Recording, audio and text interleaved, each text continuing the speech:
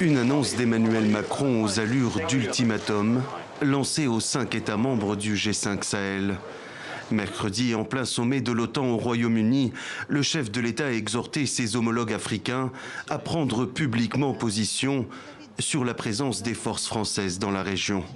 Nous devons, à très court terme, reclarifier le cadre et les conditions politiques de notre intervention au Sahel. D'abord et avant tout, avec les 5 États africains, membres du G5 Sahel.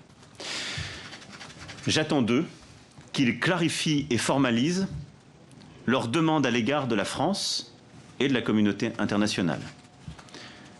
Souhaitent-ils notre présence? Ont-ils besoin de nous?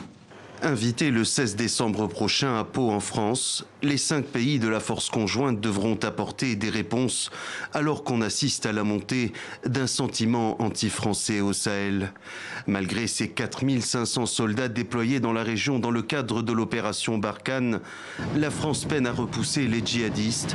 Leurs attaques sont de plus en plus fréquentes. Les populations certainement en attendent plus parce qu'ils se posent encore la question comment se fait-il que malgré la présence effectivement de Barkhane et des autres, la situation sécuritaire, loin de s'améliorer, véritablement en fait, se dégrade de jour en jour.